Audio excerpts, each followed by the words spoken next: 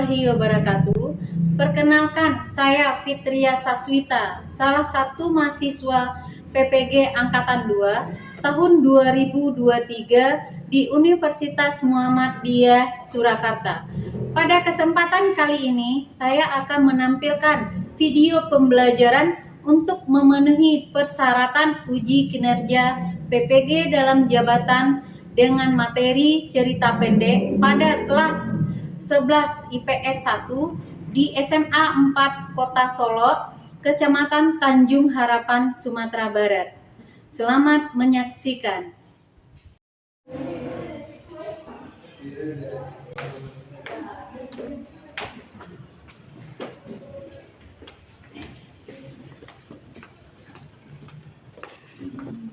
Assalamualaikum. Waalaikumsalam warahmatullahi wabarakatuh. Baik, anak-anak, sebelum kita mulai pelajaran, kalian berdoa dulu. Ya, dipimpin oleh satu orang dari kalian. Boleh ketua, boleh siapa saja boleh. Silakan berdoa dulu. Berikan berdoa siap. Hormat siap. Tegak gerak baca bismillah.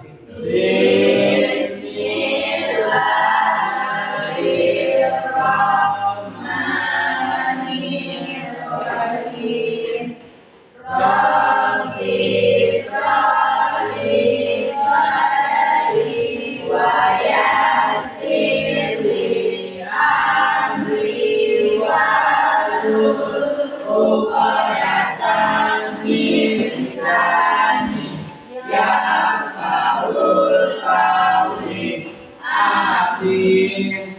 Assalamualaikum warahmatullahi wabarakatuh. Waalaikumsalam warahmatullahi wabarakatuh. Siapa yang tidak hadir hari ini? Ada teman kalian yang tidak hadir, nak? Ada Bu. Siapa? Netra Bu. Detra. Kemana Detranya? Sakit Bu. Sakit. Berarti hanya satu orang, nak? Iya Bu.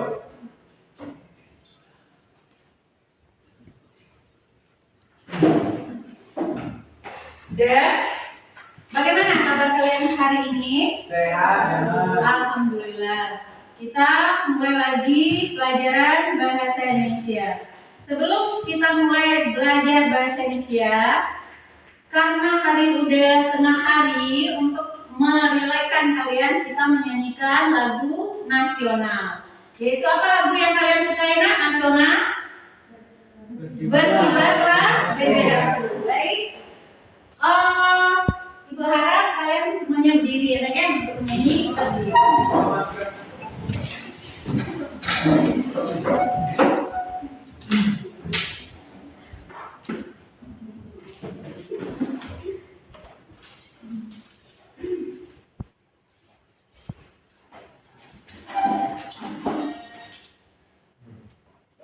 Udah, kita pakai ada liriknya.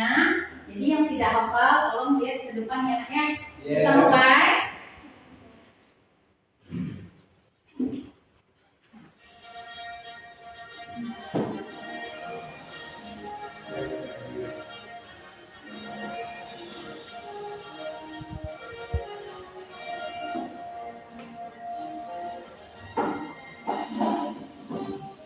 Benderaku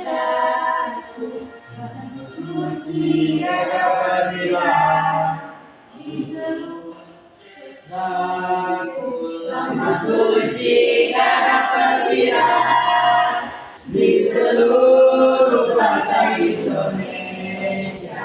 Kau tetap pujan bangsa, siapa berani menurunkan engkau serta rakyatku membela. Sang merah putih perwira berkibarlah selama-lamanya. Dan silakan duduk lagi. Thank you.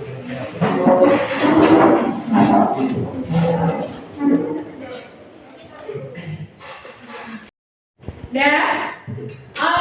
Kita masuk ke mata pelajaran yang baru, yaitu teks cerpen ya anak-anak ya. Tapi sebelum kita masuk, minggu lalu kita udah menyelesaikan materi yaitu teks prosedur. Ya, berarti kalian udah paham kan apa itu teks prosedur?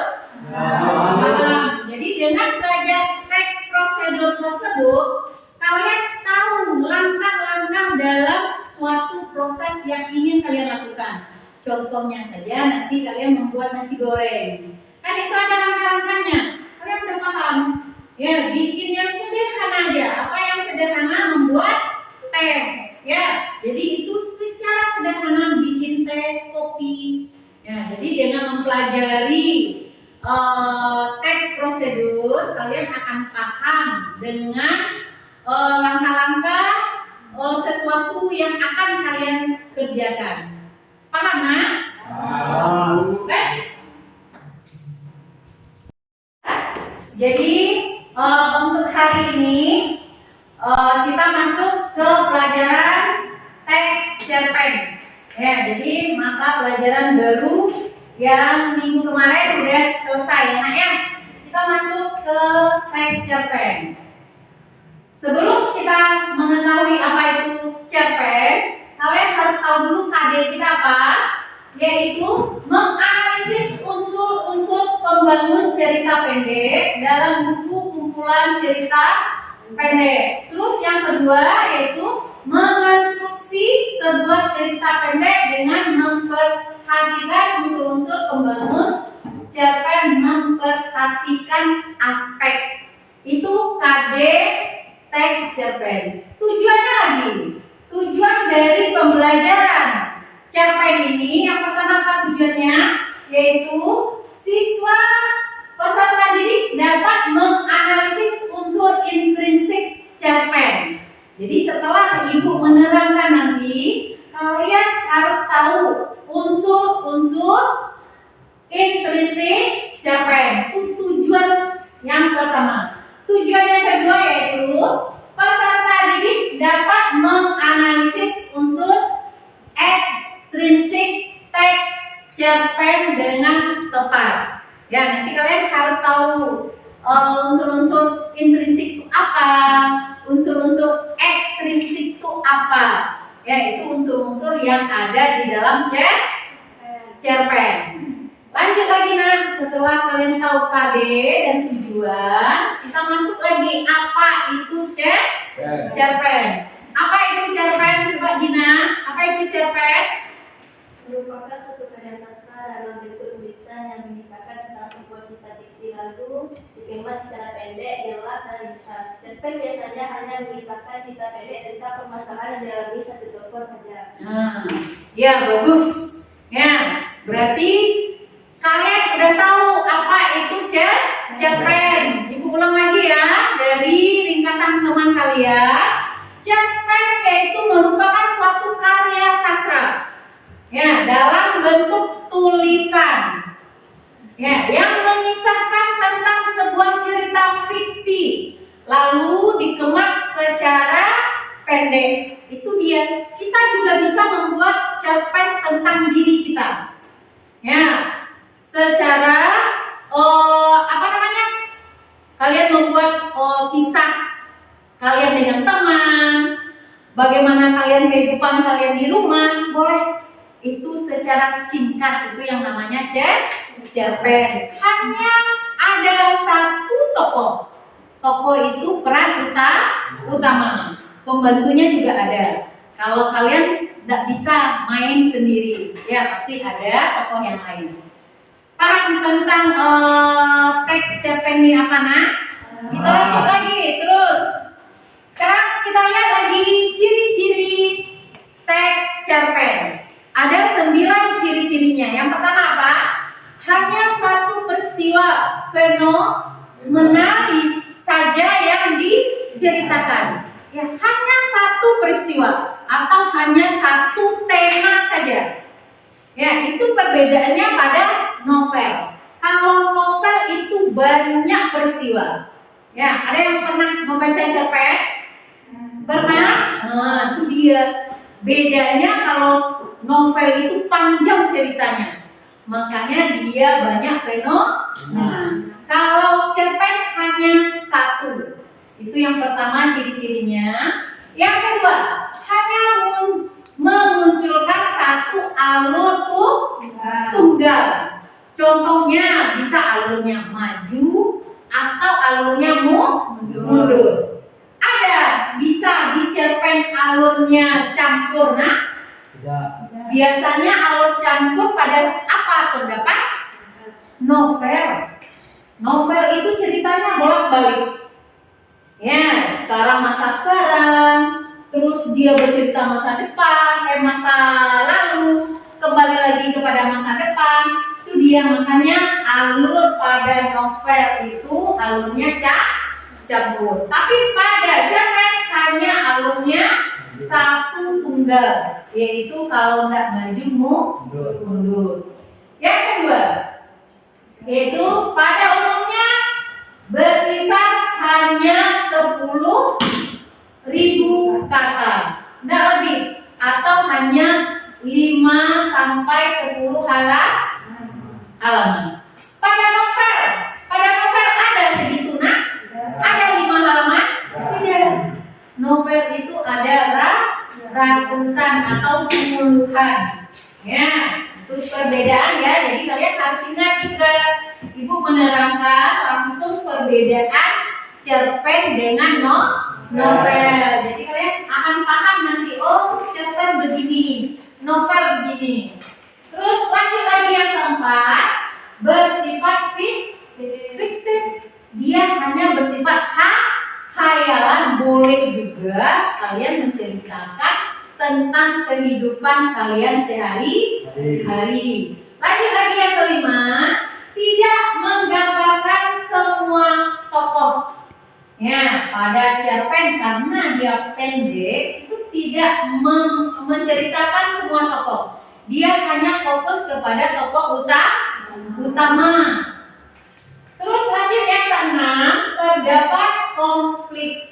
Ya, terdapat 1 buah konflik. Kalau pada novel, apakah satu konfliknya? Tidak, panjang. Ya, lanjut lagi yang ketujuh, terdapat penyelesaian. Jadi dia langsung ada konflik, langsung penyelesaiannya. Terus yang ke-8, menggunakan kata-kata yang sederhana. Ya, pada cerpen itu kata-katanya sangat sederhana. Beda dengan novel. Lanjut terakhir, memiliki pesan moral. Ya, sebenarnya pada novel juga ada pesan moral. Setiap cerita itu pasti ada amanat yang ingin disampaikan. Dan sampai di sini ada pertanyaan, nak? Ada pertanyaan? Tidak, kita bisa lanjut.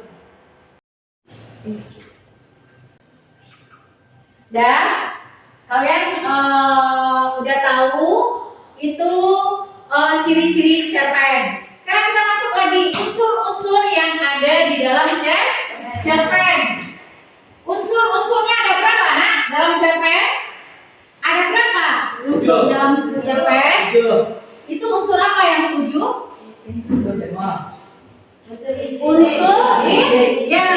Unsur intrinsik. Kita lihat dulu yang pertama. Apa itu unsur intrinsik yang pertama?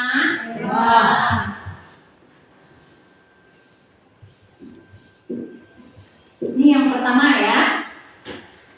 Apa pertama? Yaitu tema. Apa yang dimaksud dengan tema? Pokok cerita dalam cerpen yang akan membentuk alur, namun tema dalam cerpen jarang dituliskan secara tersurat oleh pengarangnya. Ya, bagus. Yaitu yang singkat aja. Tema itu inti dari sebuah cerita. Boleh tema dijadikan judul? Boleh. Boleh judul dijadikan tema? Tidak. Contohnya saja cerita Malin Kundang. Judulnya apa, nak? Malin Kundang. Bisa itu dijadikan tema? Tidak. Ya, jadi itu tidak bisa dijadikan tema. Yang kedua apa? Penokol. penokohan. Penokohan ini juga terbagi di 3. Yang pertama tokoh utama, yang kedua tokoh sampingan, yang ketiga baru tokoh sampiran. Kalian udah tahu kan tokoh utama itu siapa? Tokoh sampingan tahu? Tokoh sampiran juga udah tahu. Yang ketiga apa? Alur. Alur terbagi berapa, Nak? 3 ya. Terus alur juga terbagi di 3. Alurnya apa? Maju, mundur, dan campuran. Yang keempat apa unsur intrinsik? Yang keempat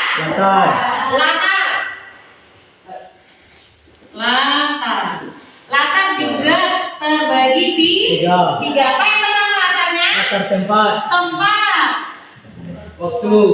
Yang kedua waktu. Yang ketiga suasana. Kalian bisa mencari yang ini, Nak? Tempatnya di mana, waktunya kapan, dan suasananya bagaimana. Tuh ada suasananya sedih, ada gembira. Yang kelima, apa yang kelima? Gaya bahasa.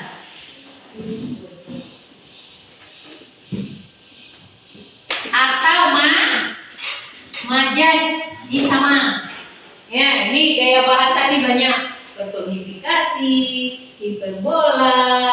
Ini nanti ada juga nanti ibu catatkan untuk kalian apa-apa saja gaya bahasa yang ada di dalam cerpen. Yang ke-6, sudut pandang. Sudut pandang ini juga terbagi 3. Ada sudut pandang orang pertama, sudut pandang orang kedua, dan sudut pandang orang ketiga. Yang ke-7,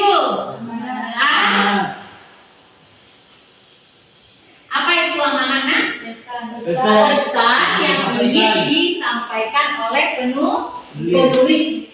Ini unsur intrinsik. Paham sampai di sini? Kita lihat lagi unsur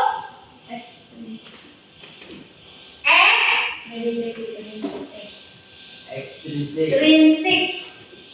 Ada berapa unsur ekstrinsik? Kita lihat lagi.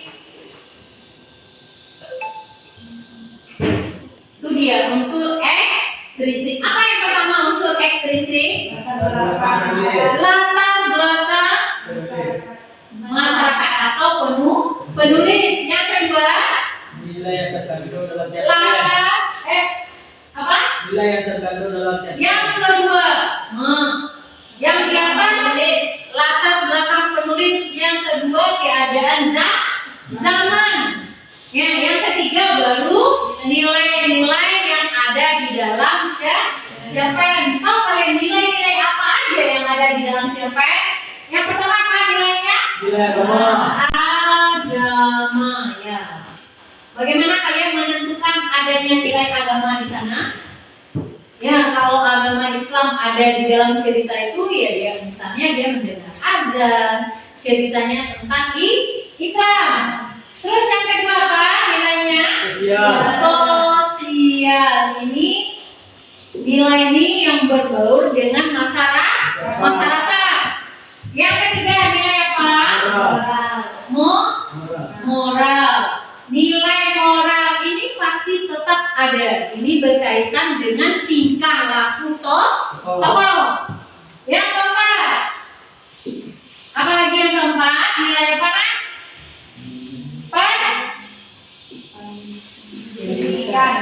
Nilai pendidikan. Ya, yang kelima, dia ada 5 nilai-nilai di dalam cerpen. Apalagi yang ada? Nilai apa? Budaya. Ya, ini ada istiadat dalam cerita itu. Kan kalau cerpen masa-masa yang lalu itu kebanyakan dia ada istiadat. Nah, paham sampai di sini, Nak? Kalau tidak, ya, udah paham kalian seluruhnya yang ibu terangkan tadi? Sampai terakhir yaitu kebahasaan teks cerpen. Kalau kalian udah paham, sekarang kita coba membuat tugasnya lagi supaya ibu bisa melihat mana kalian yang mengerti, mana yang tidak.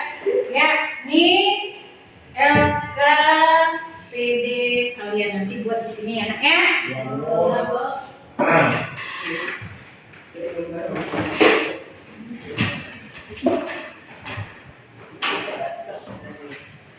Ya, coba kalian lihat di teksnya, ya karena teksnya tidak kita tayangkan, ada di buku cetak ya, nak ya, di halaman 125.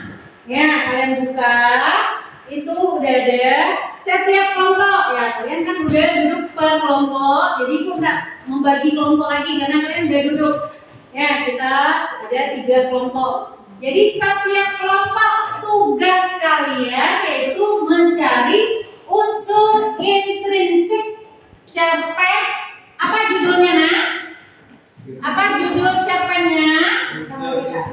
Matahari tak terbit pagi ini. Kalian tentukan unsur intrinsiknya seperti yang ibu terangkan tadi. Paham? Ada pertanyaan, nak? Nah, kalau tidak ada pertanyaan, silakan kalian kerjakan tugas kalian masing-masing. Ya. Ini kelompok 2, gimana, nak? Ada yang tidak mengerti atau amanatnya, Mbak? Oh iya, amanat. Amanat ini kita cari harus membaca ini dulu. Cerita ini dibaca semuanya, nanti ada kalian dapat amanat yang disampaikan dari ini apa. Contohnya kemarin kan kita cerita Malin Kundang. Apa amanat yang disampaikan di rumah cerita Malin Kundang kemarin? Anak yang durhaka kepada orang tuanya. Itu amanat. Ya, ini juga ada nanti. Harus dibaca semuanya. Dah, paham, nak? Ada lagi yang mau ditanyakan? Ya udah, paham kan? Paham, Bu. Nih, kelompok 1. Ada yang belum paham, kan? Nah, yang mana?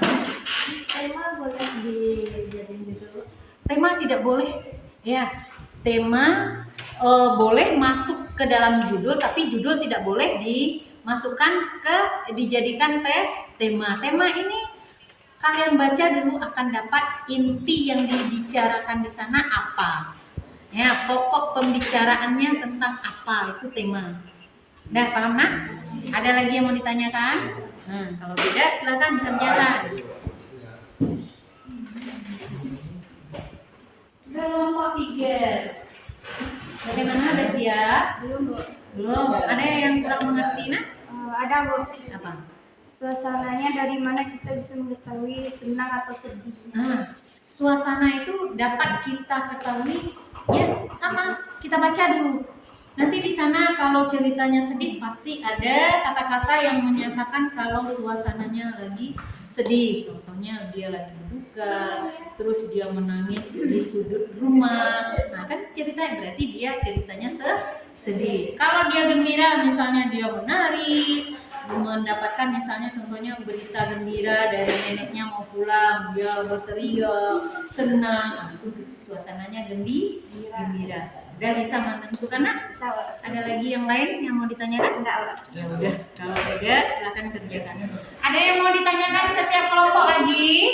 Tidak, kalau tidak cepat. Waktu kalian 15 menit, nah. Ya, jadi kita usahakan selesai kalian mengerjakan tugasnya hari ini dan kita presentasikan ke depan.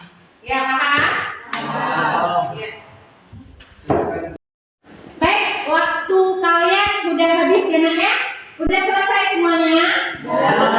Sudah. Jadi kepada kelompok mana yang tampil dulu? Siapa yang mau tampil dulu? Kelompok berapa? Nah, kelompok 3 boleh. Ya, kelompok lain tolong ditanggapi hasil diskusi teman kalian. Ya, boleh mau saran atau perbaikan boleh. Kepada Kepada kelompok 3 kita persilakan, kalian harus berdiri ya nak. Ya, berdiri. Dan silakan. Assalamualaikum warahmatullahi wabarakatuh. Assalamualaikum warahmatullahi wabarakatuh. Saya dari kelompok 3 akan menyampaikan presentasi dari kami. Dengan saya sebagai moderator Nando Putra Pratama, dan di samping saya Melda Febranti, dan di sampingnya Sekila, dan di sampingnya Aldi. Kepada Melda kami persilakan. Baiklah, saya akan mempresentasikan hasil diskusi kami tentang unsur intrinsik cerpen Matahari Tak Terbit Pagi ini. Yaitu ada tema kerinduan seorang pada orang yang dikasihinya. Mereka berpisah karena nasib yang tidak bisa mereka tolak. Bukti dalam kutipannya yaitu, pernahkah kau merasakan sesuatu yang biasa hadir mengisi hari-harimu, tiba-tiba alirnya begitu saja, lantas berpisah jauh oleh lempengan waktu. 2. Alur yaitu campuran. Bukti kutipan, masih ingatkah kau bagaimana langit-langit kamar itu penuh getar dan kabar? 3. Latar atau settingnya tidak ada, latar tempat yaitu di kamar dan di ruang kosong. Latar waktunya pada pagi hari dan malam. Latar suasananya menyedihkan, memprihatinkan, dan mengecewakan. Bukti dalam kutipannya yaitu bukti kutipan tempat. A. Di ruang kosong yang semula dipenuhi pernik cahaya matahari, kita bertatap muka penuh gairah. B. Masih ingatkah kau bagaimana langit-langit kamar itu penuh getar dan kabar? Bukti kutipan waktu yaitu A. Malam itu siapapun tak butuh matahari. B. Sungguh matahari tak terbit pagi ini. Bukti suasana, hari-harimu jadi pucat pagi tanpa gairah. 4. Tokoh dan penokohan. A. Aku tokoh utama berwatak romantis, penuh pengertian dan penyabar. B. Kamu atau bidadari, tokoh pendamping atau figur, berwatak murah, senyum, setia, dan teguh hati. Bukti dalam kutipan itu, aku sebagai contoh utama cerita ini berwatak romantis, penuh pengertian dan penyabar. Hal ini dampak perkataannya yang berbunga-bunga dan polesan-polesan yang sifatnya melebih-lebihkan. Walaupun ia harus berpisah dengan orang yang dikasihinya, yang itu pun masih serba kemungkinan. 5. Sudut pandang orang pertama, tokoh utama sifatnya menakutkan. Bukti kutipan, aku tiba-tiba kehilangan sesuatu yang begitu akrab di antara kutub-kutub kosong itu. 6. Amanat. Pentingnya seseorang yang dikasihi, kepergiannya membuat hidup menjadi tidak bermakna tanpa orang waktu bekerja. Pentingnya seseorang. Bukti kutipan saya ambil dari keseluruhan cerita. 7. Gaya bahasanya majak hiperbola. Bukti kutipan, bayangkanlah bila matahari tak terbit lagi. Itulah hasil dari diskusi kami kelompok 3. Kalau ada saran atau sanggahan kami persilakan. Ya, jadi itu hasil diskusi kelompok 3. Kalau ada saran, sanggahan, boleh kelompok lain menanggapinya. Kelompok siapa yang menanggapi? Oh, kelompok 1, ya, silakan. Apa yang? Ya, berdiri. Kelompok 1. Menurut kelompok kami, amanat pada kelompok 3 sangat tepat. Menurut kami, amanat yang tepat adalah kepergiannya membuat hidup menjadi tidak bermakna tanpa orang yang dikasihi, serta jangan menyia-nyiakan waktu kebersamaan. Dengan buktinya, begitulah saat kau berada jauh kembali ke garis hidupmu. Aku begitu dan kangen sebab cahaya tak ada.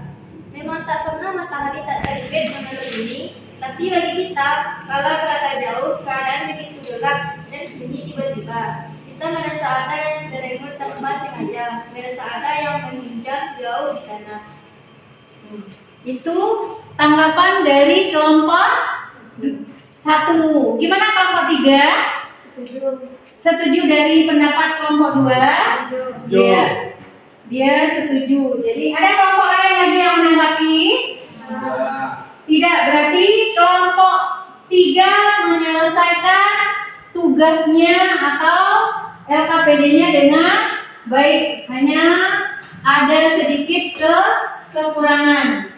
Tidak ada lagi tanggapan? Kalau tidak ada lagi tanggapan, kita kasih A+ untuk kelompok 3. Silakan duduk lagi kelompok 3. Dan berarti hari ini kalian sudah menyelesaikan diskusi kalian dengan baik.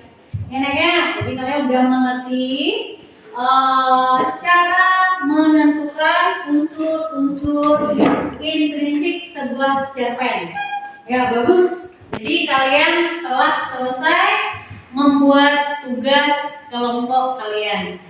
Dan jadi kalian harus tahu yaitu apa itu cerpen, terus ciri-cirinya seperti yang Ibu terangkan tadi. Unsur pembangunnya yaitu ada 2 tadi kan, itu tugas kalian, yaitu unsur intrinsik dan ekstrinsik. Terus unsur ekstrinsik nih, terus struktur teks cerpen. Kalian sudah tahu apa itu unsur teks cerpen, dan terakhir yaitu kebahasaan teks cerpen. Nah, semuanya berarti kalian udah paham. Untuk minggu besok, ya nak ya, untuk minggu besok itu kalian akan mencoba membuat cerpen perorangan lagi. Ya, jadi tujuan kita yang kedua atau KD kita untuk minggu besok yaitu membuat cerpen. Ya, jadi kita coba itu untuk perorangan, bukan kelompok lagi. Paham anak-anak? Dan kalau kalian paham, berarti untuk materi kita cerpen hari ini kita selesai. Ya, mudah-mudahan untuk pertemuan kita berikutnya dengan membuat cerpen kalian akan lebih mengerti lagi. Ya, baik. Dengan selesai berarti kita berdoa dulu. Ya, nak ya. Kepada ketua, silakan pimpin untuk kita berdoa, bersyukur karena kita telah diberi kenikmatan badan sehat pada hari ini untuk menerima pelajaran dengan ibu. Silakan ketua, siapkan. Berikan Paldo, siap. Hormat gerak. Tegak gerak, pecah belah. Alhamdulillahirabbil alamin. Assalamualaikum warahmatullahi wabarakatuh. Waalaikumsalam warahmatullahi wabarakatuh. Ya, kalian sekarang pulang, hati-hati di jalanan karena kecelakaan sekarang banyak. Ya, itu kelalaian datang dari kalian, makanya kita harus hati-hati. Ya, mudah-mudahan besok kalian juga berbadan sehat dan tidak telat datang ke sekolah. Ya, nak, paham? Dan silakan